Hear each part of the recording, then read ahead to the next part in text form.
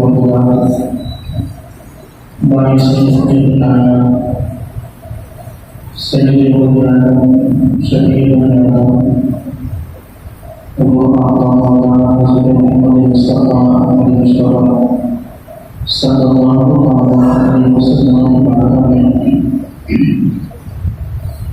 آله وسلم پیش کرنے کا محترم معزز سامعین کرام، اللہ تبارک و تعالیٰ نے جب انسان کو اپنے نبی کو خلیفہ بنانے کا اعلان فرمایا اور فرشتوں کے سامنے اس اعلان کے بعد حضرت سیدنا آدم علیہ السلام کی تقریر فرمائی کہ جتنا انسان اللہ نے چاہا وہ جنت میں رہے، اور اس کے بعد پھر وہ اپنے اصل مقام یعنی جہاں اللہ کی نعمت اور خلافت کے لیے وہ بنائے گئے تھے اس زمین پر تشریف لائے، تو اللہ تعالیٰ نے انہیں اور ان کی اولاد کو بغیر کسی قانون کے ضابطے کے اس دنیا میں اپنی مرضی اور اپنی آزادی کی زندگی گزارنے کی اجازت نہیں فرمایا۔ اور تعالیٰ نے جس وقت حضرت آدم علیہ السلام کو زمین پر اترنے کا حکم ارشاد فرمایا، اس وقت اللہ تعالیٰ نے واضح طور پر اعلان فرمایا کہ قل احملوا منها جميعا، کہ تم سارے کے سارے یہاں سے اتر جاؤ، فمن تبع هداي منكم، اور آگے ارشاد فرمایا فإما يأتينكم مني هدى، کہ جب تمہارے پاس میری جانب سے کوئی ہدایت آئے، فمن تبع هداي فلا خوف عليهم ولا هم يحزنون، تو اس ہدایت کی جس نے پیروی کی اور جس نے اس ہدایت سے فائدہ اٹھایا، اللہ نے ارشاد فرمایا کہ وہ اسے کسی قسم کا کوئی خوف اور کسی قسم کا کوئی غم نہیں ہوگا۔ والذین کفروا وکذبوا بآیاتنا اولئک اصحاب النار، اور آگے فرمایا کہ وہ لوگ جو ہماری آیات کا انکار کریں گے اور جنہوں نے ہماری آیات کو جھٹلایا یہ جہنمی لوگ ہیں۔ تو اللہ تعالیٰ نے حضرت آدم علیہ السلام کو اور ان کی ذریت یعنی ان کی اولاد کو اس دنیا میں اس آیت کے ساتھ نازل فرمایا، اور جس وقت وہ دنیا میں تشریف لائے تھے تو رب کا یہ پیغام ان کے ساتھ تھا کہ تمہارے پاس میری جانب سے ہدایت آئے گی، یعنی تمہیں زندگی کس طرح گزارنی ہے وہ ہم تمہیں بتائیں گے، تمہیں کس طرح چلنا ہے وہ ہم تمہیں سکھائیں گے، تمہیں معاشرتی طور پر، اخلاقی طور پر، معاشی طور پر، سیاسی طور پر، حکمرانی کے انداز میں تمہارا طریقہ کیا ہونا چاہیے وہ تم طے نہیں کرو گے، وہ ہم تمہیں بتائیں گے۔ اس لیے فرمایا کہ فمن تبع هداي، کہ جو ہماری ہدایت کی پیروی کرے گا، جس نے ہمارے بتائے گئے اصول اپنائے، جو ان اصولوں کے مطابق زندگی گزارے گا، اللہ نے فرمایا کہ فلا خوف علیہم ولا هم يحزنون، کہ پھر ان پر کسی قسم کا کوئی خوف اور انہیں کسی قسم کا کوئی غم نہیں ہوگا۔ گویا کہ زندگی میں ہم جو پیدا کیے گئے ہیں ہم صرف اللہ کی اطاعت، اس کی فرما برداری اور اس کی ہدایت کی پیروی کے لیے پیدا کیے گئے ہیں۔ ہم اس دنیا میں بے مقصد نہیں بنائے گئے، اس دنیا میں اتفاق سے پیدا ہونے والی ہم مخلوق نہیں ہیں، کہ جو اتفاق سے پیدا ہو گئی ہو، جس کی زندگی کا کوئی مقصد اور کوئی مشن نہ ہو، ہم وہ مخلوق نہیں ہیں۔ کیونکہ اگر ہم اپنے آپ کو وہ مخلوق سمجھیں کہ جو جس کی زندگی کا کوئی مقصد نہیں ہے، تو ہم میں اور جانوروں میں کوئی فرق نہیں ہے، پھر وہ اشرف المخلوقات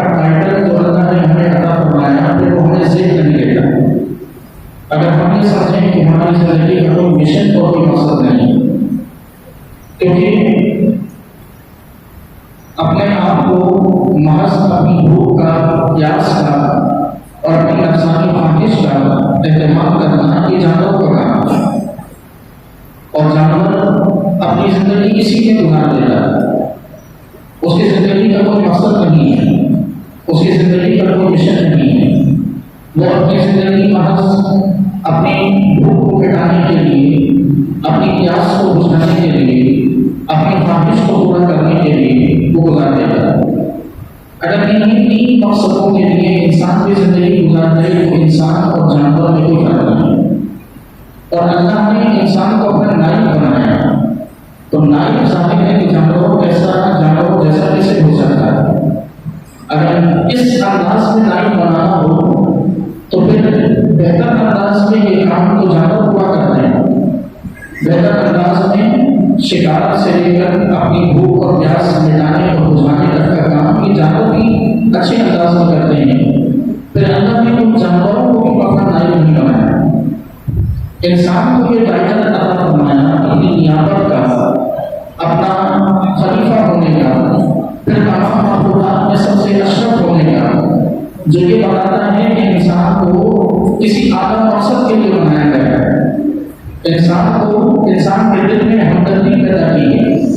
انسان کے دل میں رحم دلی پیدا کی ہے، انسان کے دل میں جذبات رکھے گئے ہیں، انسان کو عقل اور شعور سے نوازا گیا ہے جو اور کسی مخلوق کو نہیں آتی ہے۔ اب انسان آپ مثال کے طور پر دیکھیں، کبھی جس طرح گرمی کی لہر ہے اور گرمی جب پڑتی ہے تو ہمارے یہاں سوشل میڈیا پر اور مختلف پلیٹ فارمس پر میسج چلائے جاتے ہیں کہ اپنے گھروں کی چھتوں پر پرندوں کے لیے پانی کا انتظام کرو تاکہ لوگ جو ہے وہ پرندے وہ پانی پئیں اور اس میں نہائیں تو ان کی گرمی کا دور ہو سکے۔ انسان یہ کام کرتا ہے، بہت سے افراد یہ کام کرتے ہیں۔ کبھی آپ نے کسی جانور کو دیکھا کہ اس نے کسی انسان کی دکھ اور تکلیف کو سمجھ کر کسی بھوکے کے سامنے کوئی جانور خود سے آ کے حاضر ہو گیا ہو کہ مجھے کھا لو، کوئی بھوک سے مر رہا ہو، آسمان پر اڑنے والا کوئی پرندہ اسے انسان کا احساس ہو گیا ہو، اس نے کہیں سے کوئی کھانے کی چیز اٹھا کر انسان کو لا کے نہیں ہو کہ یہ کھا لو۔ انسان پیاس سے سسک رہا ہو، آپ نے کبھی یہ دیکھا کہ وہ پیاس سے تڑپنے والا انسان اس کے سامنے کسی جانور نے لا کر پانی لا کے اسے دیا ہو کہ وہ بھی اور اپنی پیاس کو بجھائے اور زندگی بچائے؟ نہیں، کیوں؟ اس لیے کہ وہ اس مقصد کے لیے نہیں بنایا گیا ہے۔ انسان بنایا گیا تھا دیگر ساری مخلوقات کا خیال رکھنے کے لیے، انسان بنایا گیا تھا دیگر مخلوقات سے ہمدردی کرنے کے لیے، اسی لیے اشرف المخلوقات رکھا، اسی لیے اسے اپنا نائب ہونے کا ٹائٹل عطا کیا گیا کہ جہاں اللہ تعالیٰ دیگر تمام کی تمام مخلوقات کا رب تعالیٰ ان کے رزق کا، ان کے دیگر لوازمات کا اہتمام فرماتا ہے۔ اللہ کے نائب ہونے کا مطلب یہ ہے کہ انسان بھی اسی طرح رحم دلی کے ساتھ ساری مخلوقات کے ساتھ چلے، اسی طرح رحم دلی کے ساتھ وہ انسانوں کے ساتھ بھی پیش آئے، وہ حیوانوں کے ساتھ بھی پیش آئے، وہ جماعت اور نباتات کے ساتھ بھی اسی انداز میں پیش آئے۔ یہ نیابت کا ٹائٹل یہ کوئی آسان ٹائٹل نہیں ہے، یہ اپنا خلیفہ بنانا یہ کوئی آسان اعزاز نہیں ہے، یہ وہ اعزاز ہے کہ جو بڑی ذمہ داریوں والا کام ہے اور اپنے ساتھ اس ٹائٹل کے ساتھ یہ ٹائٹل اپنے ساتھ بڑی بڑی ذمہ داریاں لے کر آتا ہے، اور انسان جب تک ان ذمہ داریوں کو پورا کرتا رہے تو مشغول مخلوقات ہوگا، اور جب وہ ان ذمہ داریوں سے اپنے آپ کو دور ہٹا کر وہ یہ سمجھے کہ نہیں میں بس ایک دھماکے کے نتیجے میں پیدا ہونے والی اتفاقی مخلوق ہوں، مجھے کسی نے نہیں بنایا، میرا کوئی خالق نہیں ہے، میرا کوئی پیدا کرنے والا نہیں ہے، جب انسان کے دل و دماغ میں یہ بات بیٹھ جائے تو پھر وہ حیوانوں جیسا ہو جاتا ہے، پھر اس میں اور جانور میں کوئی فرق نہیں، کیونکہ جب تک وہ یہ نہ مانے کہ مجھے کسی نے بنایا ہے، وہ کسی خاص مقصد کے لیے بنایا ہے، وہ اشرف ہو ہی نہیں سکتا، وہ دیگر مخلوقات کو فضیلت پا ہی نہیں سکتا، جب تک کہ وہ یہ نہ مان لے کہ مجھے کسی اعلیٰ ذات نے کسی اعلیٰ مقصد کے لیے بنایا، اور یہ اعلیٰ ذات کا کنسپٹ یہ دین دیتا ہے، یہ اسلام دیتا ہے، یہ دین کو ماننے والوں کے پاس ہوتا ہے، یہ لبرلز، یہ سیکولرز اور یہ ایتھیسٹ کے ماننے والوں کے پاس یہ نہیں ہوتا، ان کے ہاں تو انسان اتفاق سے پیدا ہوئی ایک معروف ہے، جو بس پیدا ہوئی اور مر جائے، نہ زندگی کا کوئی مقصد، نہ آخرت کی کوئی فکر۔ دین یہ پیغام دیتا ہے کہ تم اس جہاں پر ایسے ہو جس طرح کہ تمہیں اللہ نے کسی مخصوص کام کے لیے بھیجا، وہ کام کیسے کرنا ہے وہ اللہ نے فرمایا ہے۔ نہیں ہوتا جب میری طرف سے رہنمائی آئے فمن تبع الہدی فلا خوف علیہم، تو پھر جو اس رہنمائی کی پیروی کرے اسے ہم یہ انعام دیں گے کہ وہ اسے دنیا و آخرت کا کوئی غم اور خوف نہیں ہوگا۔ اللہ نے انسان کو واضح طور پر بتایا کہ ہم تمہیں بتائیں گے کہ تم نے کیسے چلنا، ہم تمہیں بتائیں گے کہ تم نے کس انداز میں زندگی گزارنی، ہم تمہیں بتائیں گے کہ تم زندگی تمہیں کس طرح کس پھٹ پر اور کس طریقے پر لے کر چلنی، اور اگر ہمارے بتائے ہوئے طریقوں کے مطابق چلے تو پھر کامیاب ہو، اور ہمارے بتائے گئے طریقوں کو تم نے چھوڑ دیا، دین کو تم نے چھوڑ دیا، یا دین کو تم نے انفرادیت میں بند کر دیا، دین کو تم نے عبادتوں میں بند کر دیا، تو پھر تمہیں نہ دنیا کے غم سے نجات ملے گی، نہ آخرت کا خوف تمہارا پیچھا چھوڑے گا۔ آپ اس کی ایک مثال لے لیجیے کہ ہمارے یہاں کرکٹ میچز ہوتے ہیں، تو جب ٹیمیں گراؤنڈ کے اندر کھیل رہی ہوتی ہیں تو کچھ رولز کی پابند ہوتی ہیں، وہ بغیر رولز کے نہیں کھیلا کرتے، بغیر رولز کے اگر کھیلنے دیا جائے تو کیا ہوگا، کھیل سے زیادہ فتنہ ہوگا، فساد ہوگا، لڑائی اور جھگڑے ہوں۔ تو رولز کی پابند ہوتی ہیں، جو ٹیم ان رولز کو فالو کر کے چلتی ہے وہی کامیاب ہوتی ہے۔ اللہ تعالیٰ نے بلا تصویر اور بلا مثال دنیا کے اس گراؤنڈ میں ہمیں رب تعالیٰ نے زندگی گزارنے کے طریقے عطا فرما کر، رولز عطا فرما کر اللہ نے دنیا میں ہمیں بھیجا ہے۔ ان رولز کو فالو کریں گے، ان پر چلیں گے تو کامیاب ہوں گے، اور اگر ان سے پیچھا چھوڑائیں گے کہ نہیں میری مرضی، میں اپنی مرضی سے فلاں کام کروں گا، اللہ تعالیٰ نے جو حکم نازل کیا وہ ہم سائڈ میں رکھ دیں۔ مثال کے طور پر کوئی کمانے والا، کوئی کاروباری شخص وہ یہ سمجھے میرا کاروبار ہے، میں اپنی مرضی سے چلاؤں گا، دین کیا ہوتا ہے میرے کاروبار میں ہدایت دینے والا، پھر کامیاب نہیں ہے، پھر وہ ناکام۔ جب تک دین کو، اللہ کے اصول کو سامنے نہیں رکھیں گے، جب تک اللہ تعالیٰ کے قوانین کو سامنے نہیں رکھیں گے، تب تک کامیابی مقدر نہیں ہو سکتی، نہ دنیا میں نہ آخرت میں۔ یہاں اگرچہ لوگوں کے سامنے بڑا رتبہ، بڑی عزتیں، بڑی شہرتیں حاصل کرنے، یہاں اگرچہ ہم بظاہر بڑے کامیاب ہو جائیں، آخرت میں جواب ضرور دینا پڑے گا کہ ہم نے تمہیں بھیجا کس لیے تھا، اس لیے کہ تم ہمارے رولز پر چلو گے، اس لیے کہ فوراً طبیعہ ہوتا ہے، ہم ہدایت بھیجیں گے تم نے پیروی کرنی، ہم رہنمائی بھیجیں گے تم نے اس رہنمائی کے مطابق چلنا، ہم تمہیں اصول سکھائیں گے، ان اصولوں کو تم نے اپنانا ہے، ہم تمہیں طریقے بتائیں گے، ان طریقوں پر تم نے چلنا۔ اگر تم نہیں چلے تو پھر کیا ہوگا، پھر بڑے سے قیامت کی سوال ہو۔ آپ دیکھتے ہیں کہ فٹ بال میچز میں جب کوئی کھلاڑی کسی قسم کی کوئی پینلٹی کرتا ہے تو اسے ریڈ کارڈ دکھا کر منع کر دیا جاتا ہے،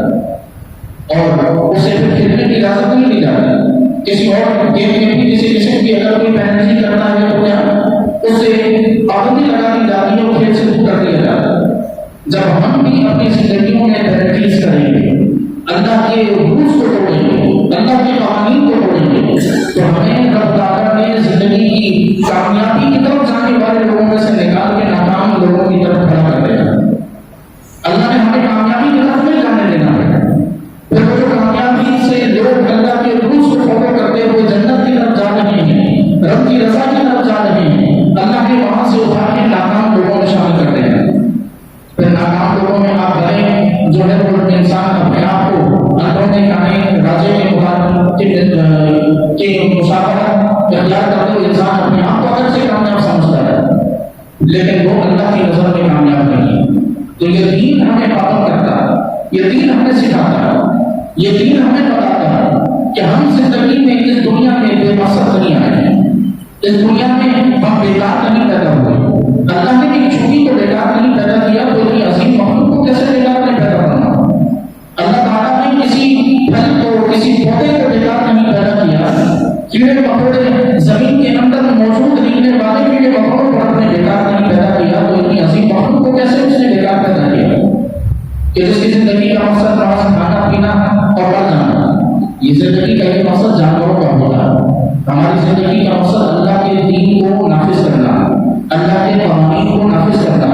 اللہ تعالیٰ کے احکام کی پیروی کرنا، رب تعالیٰ کی فرما برداری کرنا ہے، اللہ تعالیٰ سے اپنے تعلق کو جوڑے رکھنا ہے، اللہ تبارک و تعالیٰ سے اپنے تعلق کو نہ صرف جوڑنا بلکہ مضبوط رکھنا ہے۔ اور آج ہم ان ساری چیزوں سے اپنے آپ کو دور کر رہے ہیں۔ آج ہم کبھی کسی لبرل کی باتوں میں آ کر، کبھی کسی ایتھسٹ کی باتوں میں آ کر، کسی ملحد کی باتوں میں آ کر، کسی ہم نیچر کے ماننے والوں کی باتوں میں آ کر ہم ساری چیز کو یوں سمجھتے ہیں کہ یہ سب فطرتی کو بہت کائنات وجود میں آتے ہیں، اور کائنات کا ہر ذرہ وہ فطرت ہے۔ انسان فطرتی مخلوق ہے، انسان اللہ تعالیٰ کی مخلوق ہے، انسان فطرت کے نتیجے میں پیدا ہونے والی کوئی چیز نہیں ہے، انسان کوئی سامان نہیں ہے کہ جو اچانک سے پیدا ہو گیا۔ انسان اللہ تعالیٰ کی مخلوق ہے کہ جسے اس نے بڑے اعزاز کے ساتھ فرشتوں کے سامنے بنایا۔ آپ دیکھیں نا کہ قرآن میں اللہ تعالیٰ نے کیا فرشتوں کو ارشاد فرمایا کہ انی جاعل فی الارض خلیفہ، میں زمین میں کوئی سامان نہیں بنا رہا، میں زمین میں کوئی سجاوٹ کی چیز نہیں بنا رہا، انی جاعل فی الارض خلیفہ، میں زمین میں اپنا نائب بنا رہا ہوں، میں زمین کے لیے اپنا خلیفہ بنا رہا ہوں۔ اور خلیفہ اپنے آپ کو جانوروں جیسا سمجھے، خلیفہ اپنے آپ کو بندروں کی نسل کا سمجھے، خلیفہ اپنے آپ کو ارتقائی مراحل طے کرتے کرتے لاکھوں سالوں میں آ کر انسان بننے کا دعویٰ کرے، تو یہ خلافت تو نہیں ہوئی، یہ تو اس خلافت کا مذاق اڑانا ہوگا۔ یہ تو اللہ تبارک و تعالیٰ نے جو اعزاز عطا کیا اس اعزاز سے اپنا پیچھا چھڑانا ہوگا۔ رب ٹائٹل عطا فرمائے، اللہ رحم فرمائے، اللہ تعالیٰ ہم پر کرم فرمائے، فضل فرمائے تو وہ ہمیں ایک ٹائٹل سے نوازے، اور ہم اس ٹائٹل کو اٹھا کے دور پھینک دیں کہ نہیں ہمیں نہیں چاہیے، ہم صرف جانور ٹھیک ہیں، ہم صرف کھانے پینے کے لیے پیدا ہوئے ہیں، ہم اپنی مرضی کی زندگی گزارنے کے لیے پیدا ہوئے ہیں، ہمیں آزادی چاہیے، ہمیں ہر قسم کی آزادی چاہیے۔ ہمارے یہاں فیمنزم، ڈینزم اور اس قسم کے ازمز جو ہمارے یہاں چلتے ہیں یہ سب ایک قدیم مان ہے۔ خواتین کے حوالے سے آپ دیکھیں تو فیمنزم کے ماننے والوں کا کیا ہے، عورتوں کو آزادی چاہیے، خواتین کے حقوق کی بات کریں گے، لیکن وہ حقوق وجود نہیں ہوتے، وہ خواتین کو جانور سے بدتر بنانے کی سازشیں ہوتی ہیں۔ وہ جو نیچر جو لوگ مانتے ہیں اور نیچر کو سب کچھ مانتے ہیں، ان کے مطابق کائنات کی ہر چیز نیچر ہے، اس کی سوا کچھ بھی نہیں۔ آپ کائنات کی ہر چیز کو اٹھائیں، آپ کو نیچر سے زیادہ خدا کی تخلیق کے شاہکار نظر آئیں۔ آپ نیچر کی اگر بات کرتے ہیں تو نیچر میں اگر کسی ایک پھل کی اگر ہم مثال لے لیں، کوئی ایک پھل بھی اگر ہم سامنے لے لیں تو آپ نے کبھی دیکھا کہ آم کا جو پھل ہے یہ آم کا پھل میٹھا ہوتا ہے، پکنے کے بعد یہ میٹھا ہو جاتا ہے۔ آپ نے اس آم کے پھل کو کبھی لیمو کے باغ کے اندر اس کا بیج بوئے اور یہ آم کا درخت لیمو کے باغ میں اگر آئے تو کیا اس کا ذائقہ لیمو جیسا ہوتا ہے؟ فطرت تو یہ کہتی ہے کہ جس کے ساتھ رکھا جائے وہ اس کا ذائقہ اس میں ہے، لیکن کیا ہے کہ یہ اپنی اسی ذائقے پر آئے، آپ اسے کہیں بھی اگائیں یہ اپنا وہی ذائقہ دے گا کہ جس ذائقے کے لیے مشہور ہے۔ یہ کیا ہے؟ یہ اللہ کی تخلیق کا شاہکار ہے۔ گلاب کہیں بھی پیدا ہو اس کا کام خوشبو دینا ہے، چاہے وہ کیچڑ میں کیوں نہ ہو، کیچڑ میں اگنے والا گلاب خوشبو نہیں دینی چاہیے، کیونکہ نیچر کا تقاضا یہ ہے کہ جس جگہ پہ اسے اگایا گیا اس جگہ کا اثر آنا چاہیے، لیکن کیچڑ میں اگنے والا گلاب بھی خوشبو دیتا ہے، یہ اللہ کی تخلیق کا شاہکار نہیں توڑ گیا۔ آپ دیکھیں کہ انسان جس انداز میں پیدا ہوا ہے اور جس طریقے سے انسان کو اللہ نے تخلیق فرمایا، کائنات کے لاکھوں برس گزر گئے اس کائنات کو، کبھی آپ نے کسی ماں کے پیٹ سے بندر کو پیدا ہوتے دیکھا؟ نہیں ہو سکتا۔ وجہ اس کی ہے کہ جنگل میں رہنے والوں کے یہاں بھی جب ولادتیں ہوتی ہیں تو انسان ہی پیدا ہوا کرتے ہیں، جنگل کے جانور نہیں پیدا ہوتے۔ نیچر کا تقاضا تو یہ تھا کہ جنگل کے جانور پیدا ہوں ماحول کا ساتھ، لیکن انسان پیدا ہوتا ہے کیوں؟ اس لیے کہ اللہ کی تخلیق کا شاہکار ہے، اور رب تعالیٰ کی تخلیق کے جو شاہکار ہوتے ہیں اللہ تعالیٰ کبھی بھی انہیں بیکار اور نیچر کے کمال پر، نیچر کے اثر پر رب تعالیٰ نہیں چھوڑ دیتا، نیچر کے زور پر نہیں چھوڑ دیتا۔ اللہ تعالیٰ اپنی تخلیق جب فرماتا ہے تو اس کی حفاظت فرماتا ہے۔ کچھ اصول ہیں رب تعالیٰ کے، کچھ رولز ہیں کہ جن رولز کے مطابق انسانیت اور دیگر مخلوقات تخلیق کی گئی۔ آج ہم چھوٹے موٹے اعتراضات میں آ کر، چھوٹی چھوٹی چیزوں میں آ کر دین سے اپنے آپ کو دور کر کے ہم اللہ تبارک و تعالیٰ کی وحدانیت کے یا تو منکر ہو جاتے ہیں یا تو اللہ تعالیٰ کے وجود کے منکر ہو جاتے ہیں۔ ہمارے یہاں لوگ یا تو اللہ کی فہمی کا انکار کر دیتے ہیں یا اللہ تعالیٰ